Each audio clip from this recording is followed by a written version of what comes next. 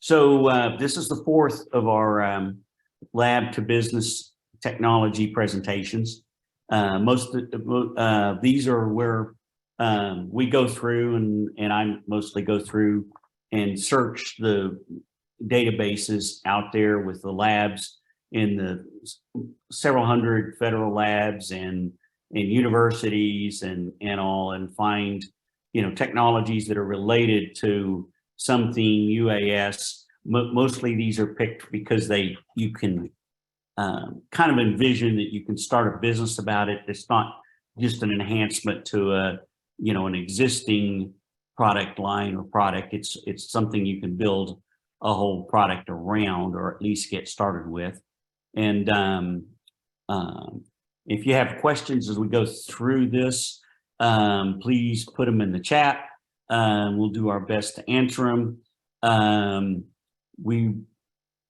we go through the, and if you also have comments about the general format, and if you want to see things on other technologies, please contact me and let me know.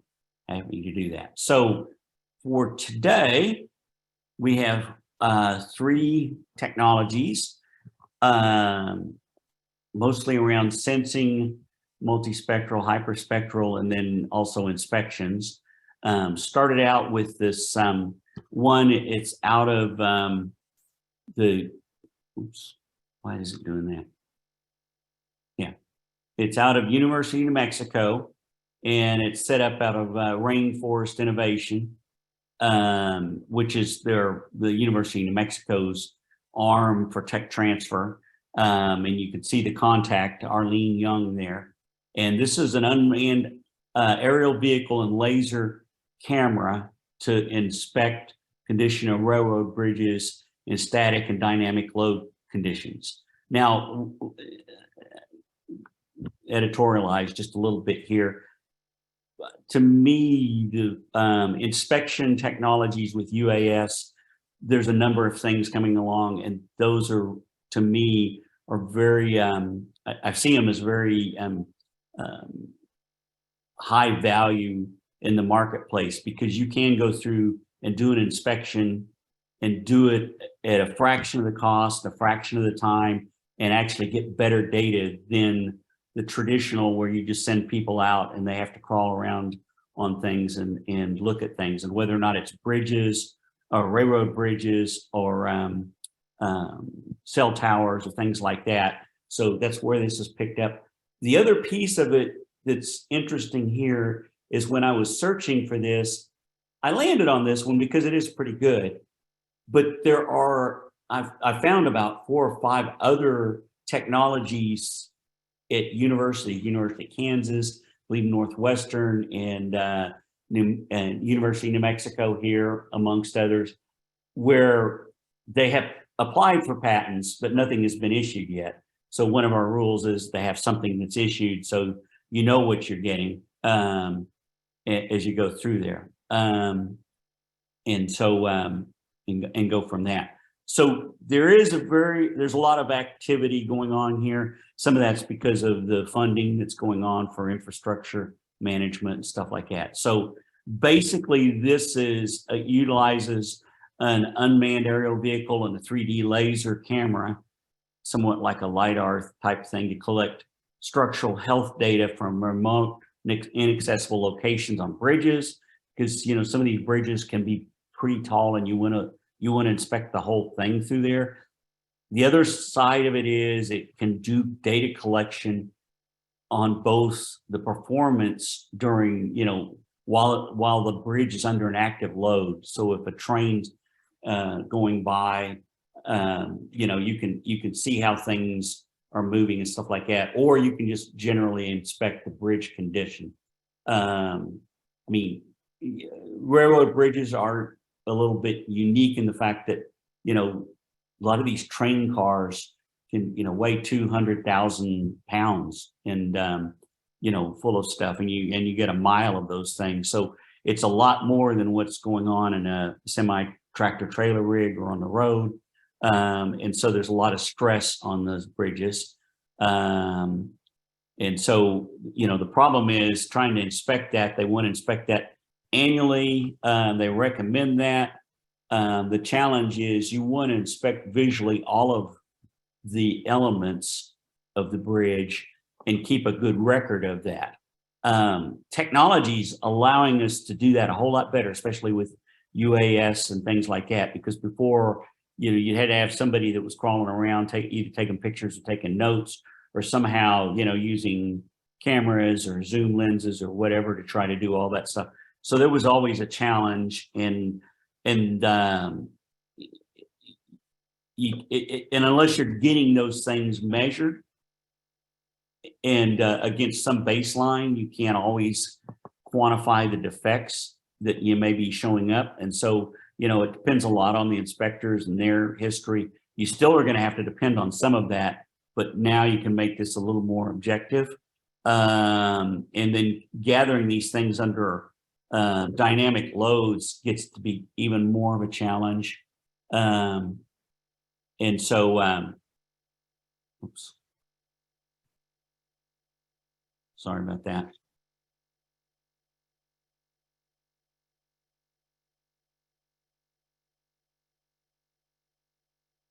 Okay, bear with me.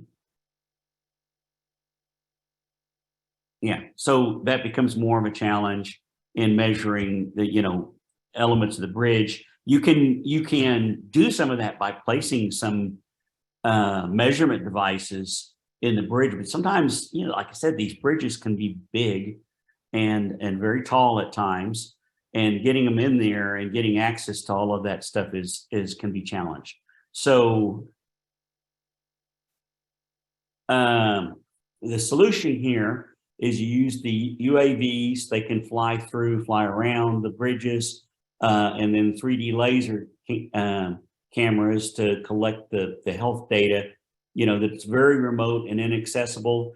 You can collect it while the bridge is under dynamic load, like when a train's going over it, things like that. So you can actually see how it's working there. And then also, inspection of the basic bridge condition. The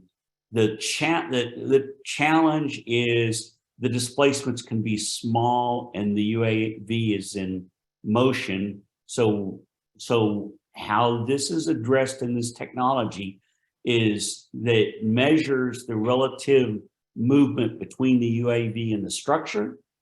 And then it also uses motion sensors on the UAV itself to figure out where the UAV is and how it is in relation to, the general world.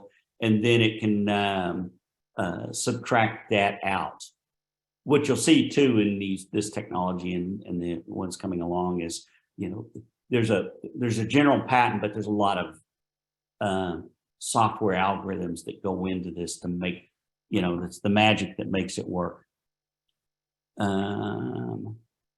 Let's see. So, the market opportunity, like I said, you can do inspections of a lot of infrastructure at a fraction of the cost and a fraction of the time, plus lower risk. I mean, if you have somebody out there crawling around on infrastructure, there's a risk to them. And if an accident happens, things get shut down and everything else. Whereas, the UAV is a lot safer like that, can collect the data quickly.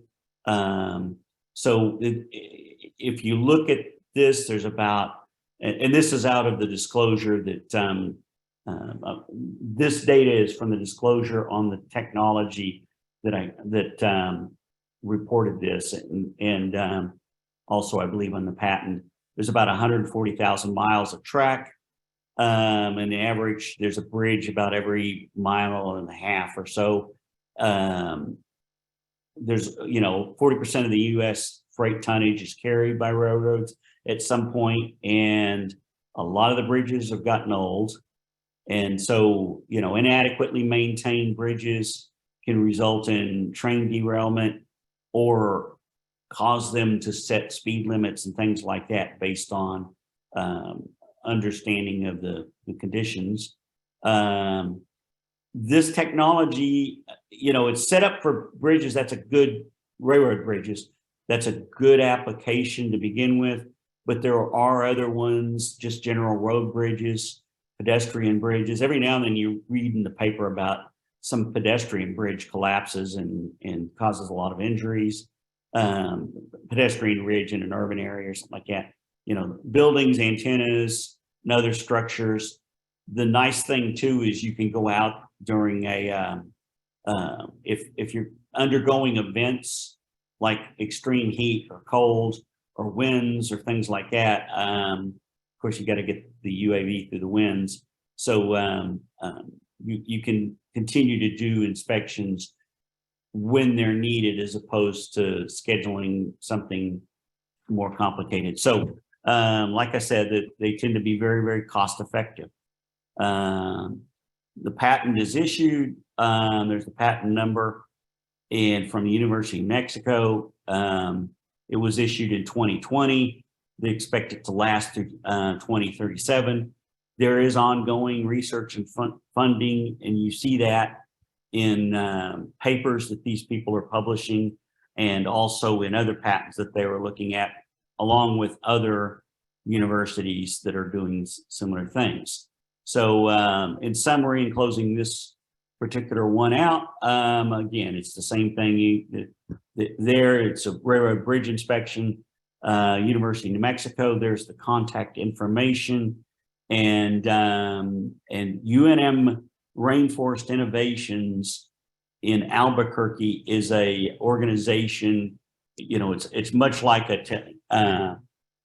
technology-based economic development organization to help promote technology, new technology-based economic development. So not unlike an OCAST or something like that, but it's based in Albuquerque. So you can contact them, and Arlene Young is the contact. Any thoughts, questions, comments?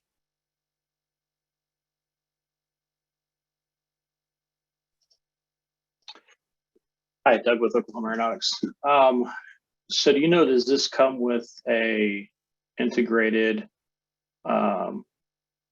data processing suite, or is it used with current data processing suites like Esri products or Pix4D or that's a good question.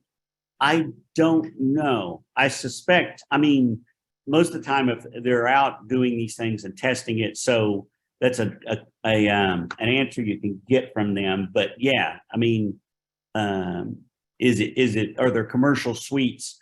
Basically, you're asking, are there commercial data processing suites that they've applied to it?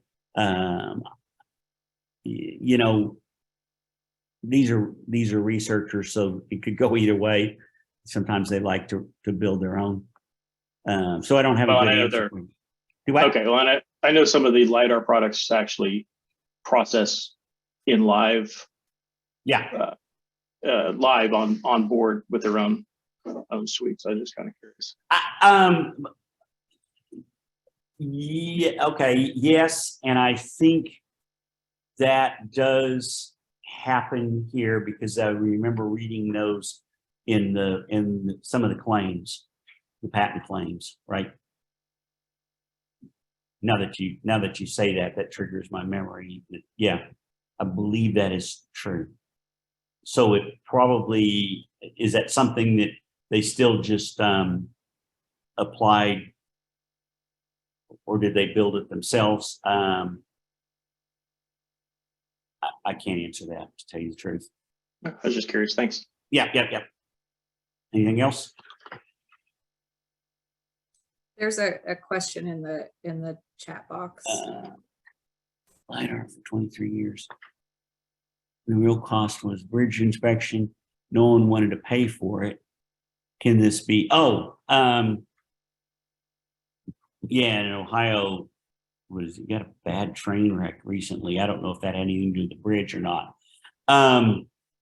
So yeah, that's a really good thought. Is in the end, who is the customer? Who pays for it? Now, somebody's paying for the bridge inspections now. I suspect that whatever railway owns that railway line, because they have some responsibility for that. And so can this be cost effective is the question. Absolutely, because I've seen it. I'm aware of some companies that are doing these inspections on other things, like cell towers and things like that. It's if you're going to go and have a pretty large truss bridge, and you have to send people out there and they have to go photograph it, maybe climb some of it, get around and look at it. Whereas if you can send a couple drone pilots out and they can fly the bridge and just collect the data, and generally the way I would think a company would do this is you collect all the data and upload it in the cloud and keep it there and do whatever your analysis, but also have references for that. The impression I get is inspections doing UAVs are about 1/3 the cost of doing them manually or traditional ways, and a lot quicker. That's just subjective things, but yeah. Yeah, and you said the train wreck was over there. Yeah, I was watching them talk about that this morning too. Anything else?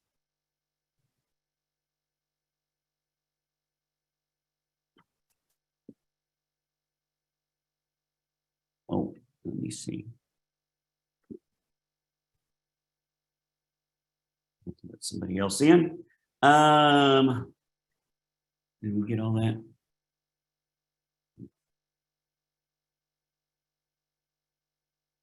Working with a company. Yeah, I'm in a UAV. Yeah. Yeah, so I'm, there are other applications. I can describe the one that I looked up here. Like I said, there are other universities working very similar things. They all seem to be set on scanning with various devices, the condition, and collecting that data and then analyzing it from there. Anyway, but if you have some things that could be attached to the bridge, that could also possibly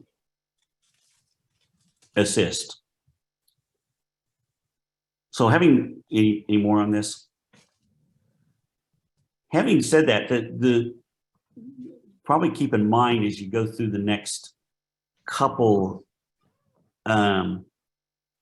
technologies, some of these can interplay because some of them are different types of sensors that can be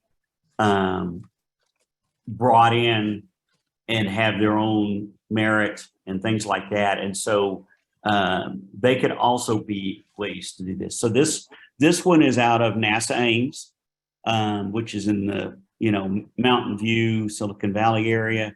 They do a lot of sensing and data analytics, and so that says multispectral imaging detection and active reflectance, MiDAR, which so somebody went out and made a acronym here.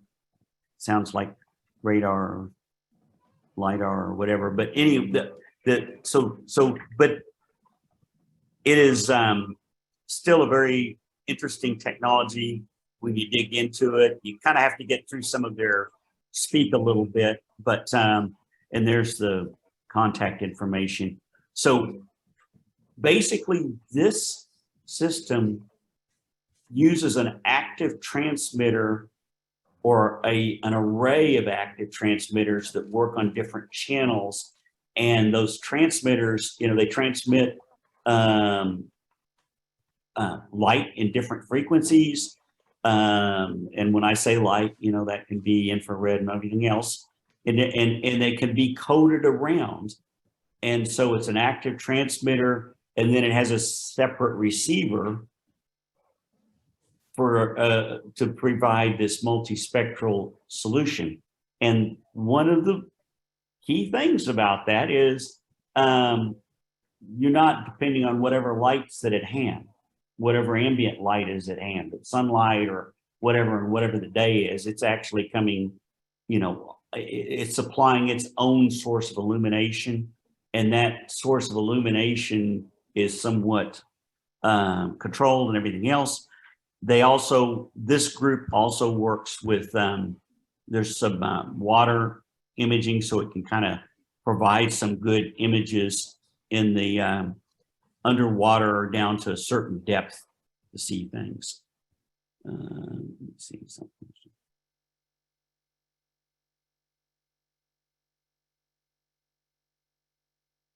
I'll come back to that. So typically the sun is the source of electromagnetic radiation, you know, and it reflects. And so the disadvantage is, you know, you got the Earth's atmosphere, whatever it is that day, you got water vapor, you know, you're coming through the layers of the Earth atmosphere, depending on what's going on and what haze and weather is going on, it's there. Since this is closer up, you can control how you're illuminating and what you're illuminating, and you've got a better control and calibration on that. And they have some good videos and a number of good papers on that. Whenever we post these things up, I'll include those links to go through there.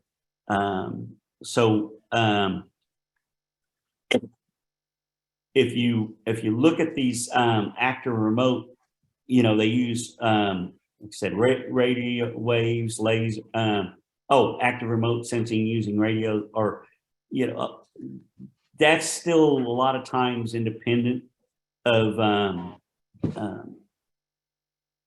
ambient illumination sources.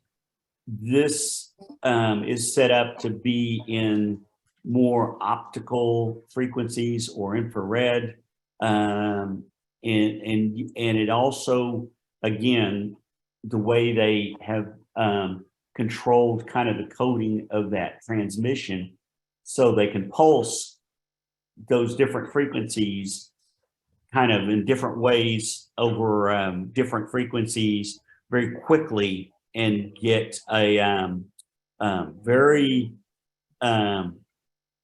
quick high frame rate video, and with a very, very good signal to noise ratio, much better signal to noise ratio than what you normally see from just ambient light type things.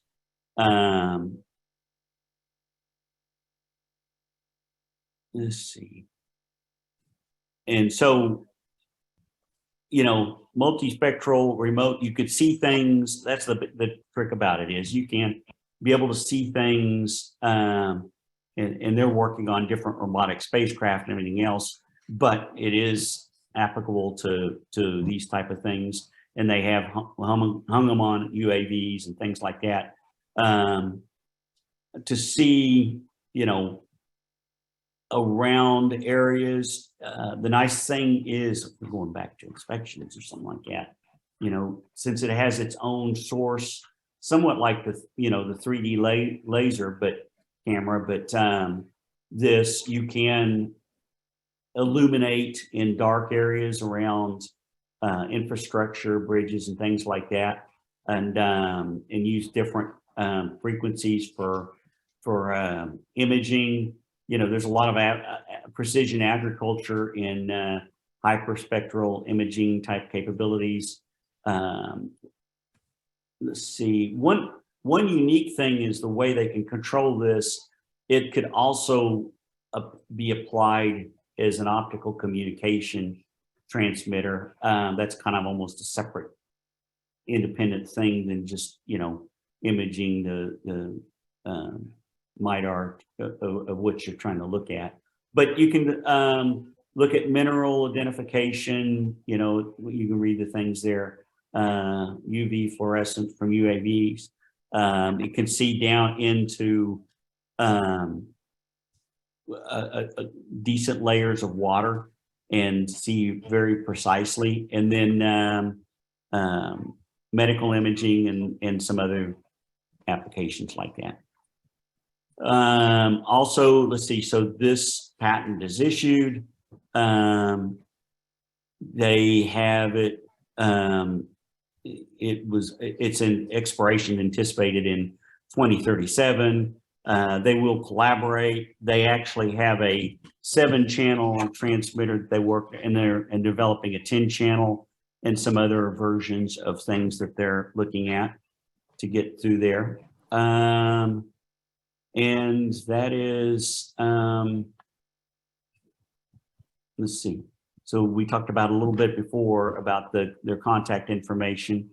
For general technology questions, you can start with Jay Singh, and then for licensing support, if you're actually wanting to go in there, they'll refer you over to this Corey.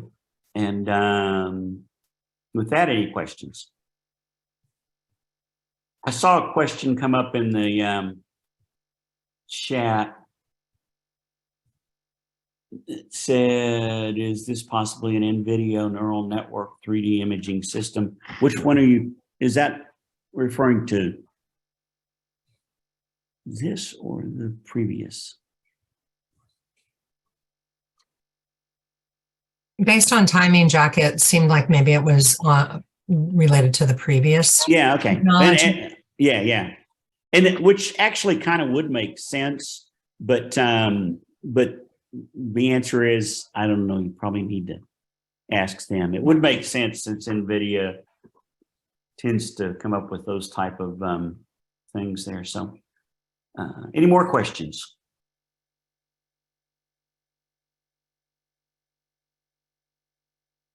Nope. Okay, so, oops.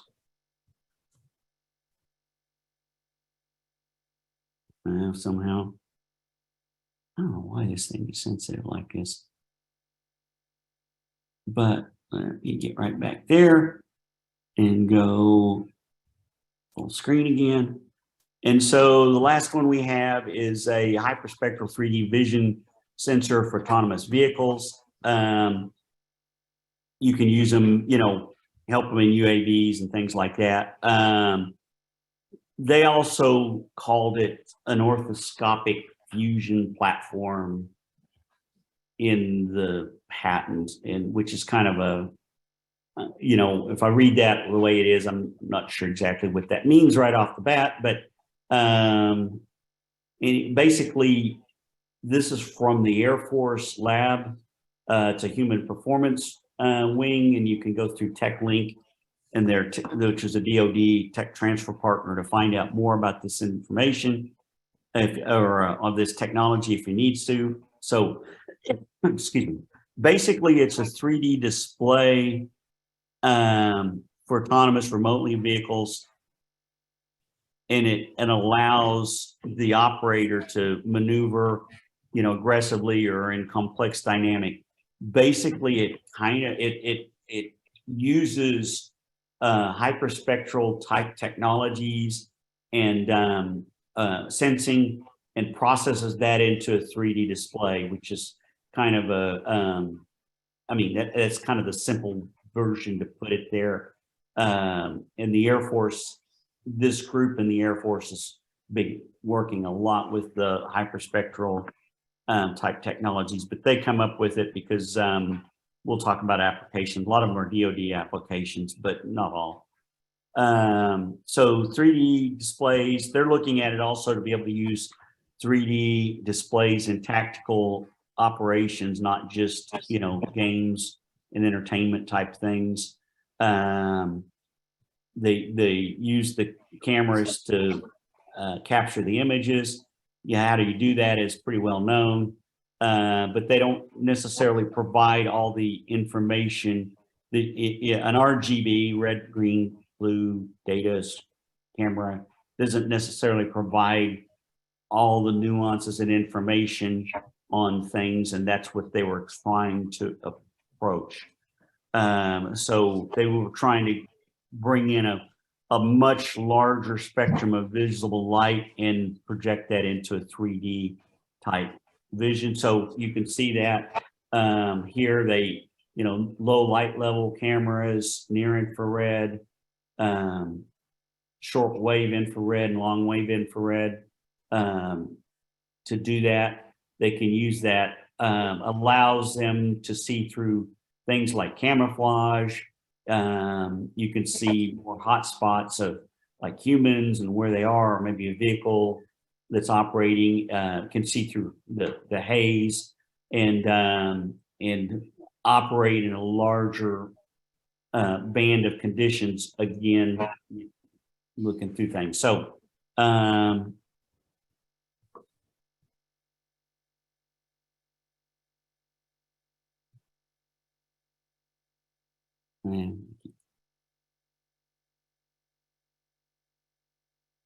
yeah, here we go. So market opportunities, a lot of it is military first responders, but could have some other applications. You can adjust the sensors and frequencies, and they state that through there based on the imaging goal. You can do search and rescue, surveillance, and they're talking weapons aiming, aerial reconnaissance, mapping, underwater observation, things like that. And it can be converted. A lot of it is the software processing they have can be converted on a lot of the existing 3D display technologies once it's been processed through. Again, this is a issued patent, expected expiration 2036. These folks have a lot of multi-hyperspectral technology experience, and they're working with 3Ds, and they are willing to collaborate. You can see, again, their background. It's the Air Force Research Lab in Ohio, for those of you that are up in Ohio. The contact is TechLink. Those folks are over in Montana, but they're very knowledgeable about all these things. So, AF, may I see the contact? Yeah. Is that good enough?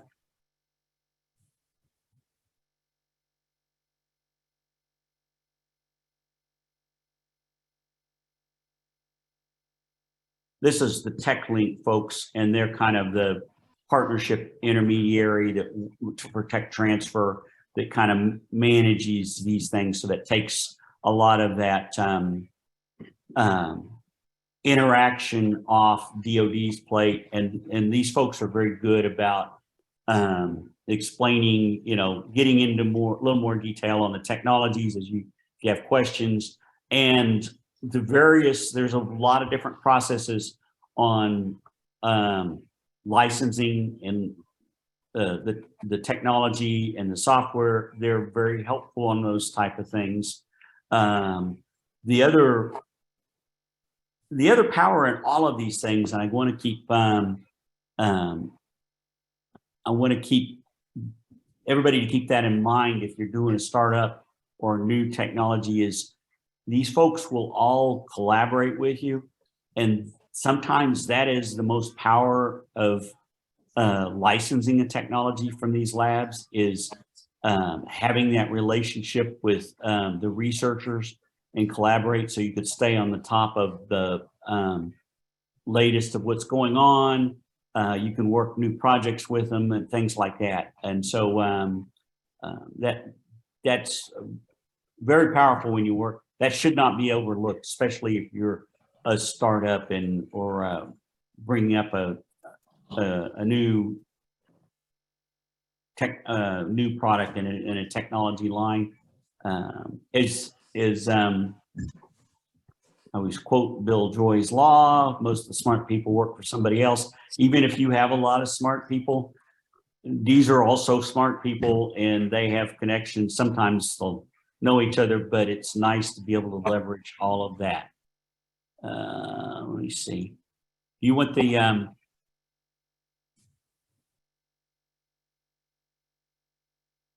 on this. You want the tech link? Is that what you're asking for? Because that's where I would start if that's what you're asking The about. contact info again on AFRL in Ohio. Okay. I will get that for you. I would start through the tech link people. Because that's the ones we have, and that's where we take it through there. But I can get you the contact for the AFRL in Ohio and in general.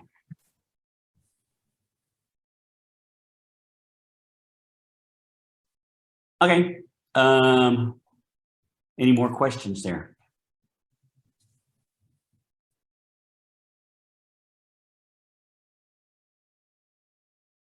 Well, having said that, thank you for attending today. Emily, just want to reemphasize, we'll be sending a survey out. Give us the feedback, whatever it is. We want to improve these things for you. We are looking to have another event on April 19th with the Oklahoma State University, which is one of our cluster initiative partners. And so be looking forward to that. If you have any questions or you have any thoughts or comments or want to see certain things in these presentations, feel free to contact me, Jack James, at jjames@dcnteam.com, or visit our website. You can find all that information on there too. So having said that, Emily or Sally, you have anything else to add? I do not. Thank you all for being here. We really appreciate it. Yep. Thank you so much. Thanks, everybody.